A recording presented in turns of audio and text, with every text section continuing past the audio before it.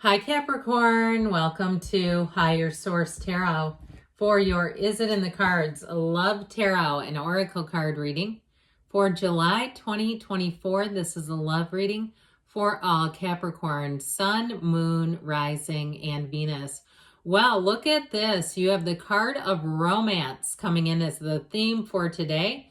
Lavish the one you love with personal attention and affection. Now, if you're in a relationship, this may be just a little nudge. Show them you care a little bit, show them that you're thoughtful. I remember years ago hearing an interview with Will Smith, and and I know people have opinions about his marriage. I'm not going there with it, but he talked about how being with successful women made him be more thoughtful, because he's like, I couldn't impress them with money. I had to actually get to know them and do things for them that would be meaningful. It made him he felt a better partner. But anyway, I think about that. So romance, it doesn't have to be particularly an act of financial, offering of financial means. It can be all kinds of things. And even the littlest, simplest notes and things are so meaningful. All right, let us consult the cards here for you. What guidance do you have for Capricorn to attract the love of their lives into their lives, please? What does Capricorn need to know about love, please? Now, if you're the owner of a broken heart, I want to tell you I send special love and light out to you. I know that can be difficult, but there are wisdom in these cards. So we'll start with 3 cards to represent your energy, 3 cards for the person you're attracting, and 3 on the advice. Your energy is represented by the Knight of Cups, the 6 of Pentacles, and the Tower. Their energy is represented by, the Empress, the Magician, and the Queen of Pentacles. Ooh la la. The advice is the Fool, the 8 of Cups, and Strength. I love this. Okay, you have here 5 major arcana out of 9 cards. That is significant. You have a big turning point and something that really does bring in real love, no doubt about it.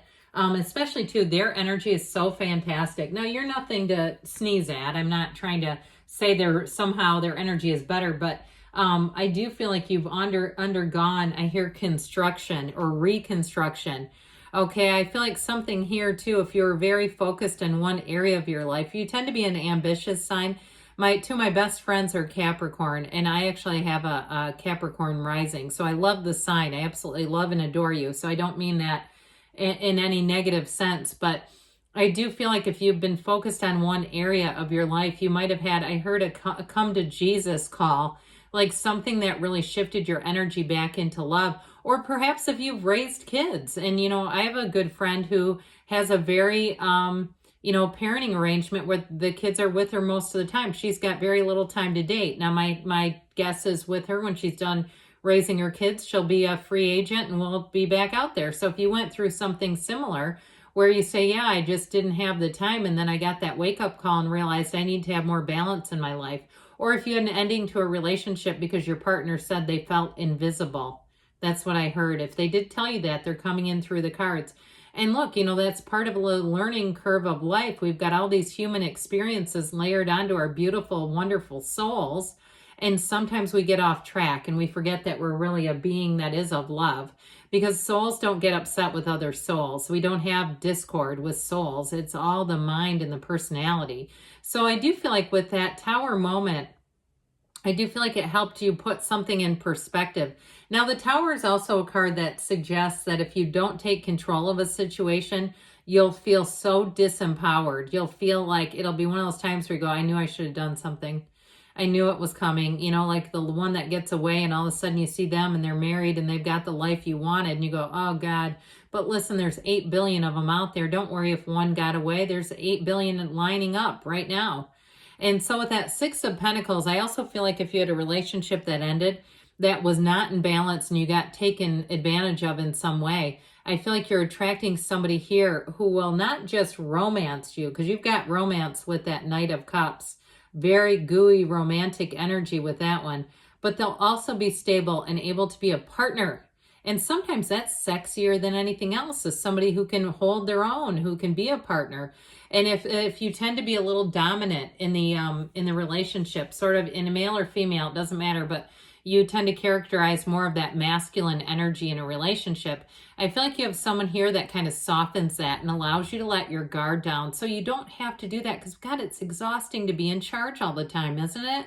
So I feel like this will be something too where you're really going to know love on a deeper level, and you're going to know if your love language is acts of service. I feel like somebody here is going to hit your mark and hit your spot just right. And so I definitely see it in the cards. Yes, it is in the cards. So you have that ending for a new beginning, and the person that you're attracting, all that yellow in the background, is fabulous. It symbolizes warmth, okay? And I love how they all have all this floral around them. That symbolizes abundance and prosperity. So a love that grows and evolves. Now in the Magician, the card of the Magician, underneath him there are the cultivations from the garden of your mind, okay? And this is, again, it is the other person, but I point that out because you're manifesting one another. You're really, use your mind as a tool, as an instrument. Use your mind and command to the mind exactly what kinds of qualities you want, what type of relationship you want, because it doesn't get much better than this. I'll tell you that. It is a real love and true partnership. And so with the energy of the Empress, this person's ready to go all in. All right. And you got it with the energy and the advice too. But this is a person who loves deeply, profoundly. They're very self-aware in relationships. So they won't do things that are absent-minded, selfish things that are absent-minded and try to use the old, oh, I didn't know. No, this is somebody who gets who they are, and they get people, and they get how valuable when somebody else puts their heart in their heart in their hands, or your heart in their hands, however you want to say that. They see that trust as an important piece to the relationship, that preserving that kind of trust. And so this person may be very successful in terms of their career. They may have multiple certifications or advanced degrees. I feel like they're financially successful. They may be an entrepreneur, but I feel like whatever they do, they care about it. And that's the thing. This is somebody too who, if they work for someone, they're a great employee. It's somebody who, no matter what they're doing, they're all in. They are not afraid of commitment at all. And so it's like they get it that any part of their life that relationships matter, whether it's a job, where they live, how they treat their neighbors, how they treat their Amazon delivery driver. To them, it all matters.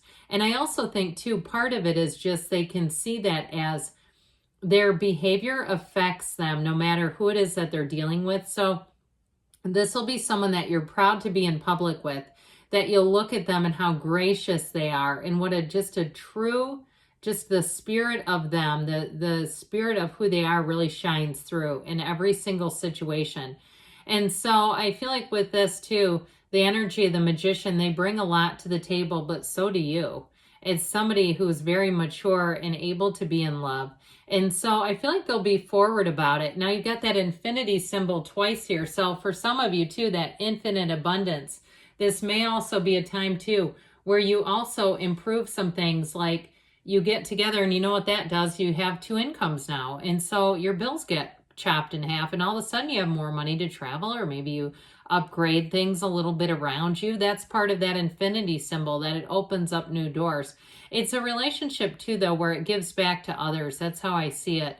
You have deep compassion and understanding here, and that's what this is about. I mean, the advice is, where do I come from? Well, it says, let's have deep compassion. Let's see our beings as souls first, and let's get into a place with the Eight of Cups where we're on that hero's journey, and we're looking for a partner to go through the hero's journey together and get into that deeper level of commitment. But then the Fool also acknowledges that we're on the hero's journey, but the Fool tells us, take that leap of faith, jump right in. And again, this is your advice or guidance. So they're telling you, don't be afraid. Okay, and I'm not hugely religious, but I will say, for those of you who are, or for those of you who just like, cool religious texts, or the jewels at least that are embedded in them. Somebody I know who's deeply religious told me one time that the Bible tells us not to be afraid even more than it tells us to love.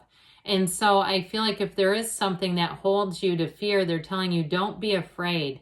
That's what these cards represent. Jump all in, put your whole heart into this. And so because you have a beautiful match. And so with the Fool represents a feeling of freedom, of autonomy. There's kind of a quirky, fun energy to it too. So I feel like they're telling you have fun with the relationship. Enjoy each other, revel in each other's strengths, successes. Don't be a competitor. Be a supporter and an uplifter, and it'll be every single thing you've ever wanted in a relationship, and it's all right here. So what a beautiful reading for you. I absolutely love this for you. Now let us consult the angel answers here.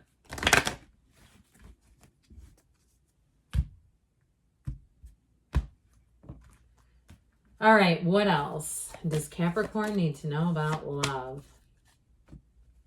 Messages, please, for Capricorn in love.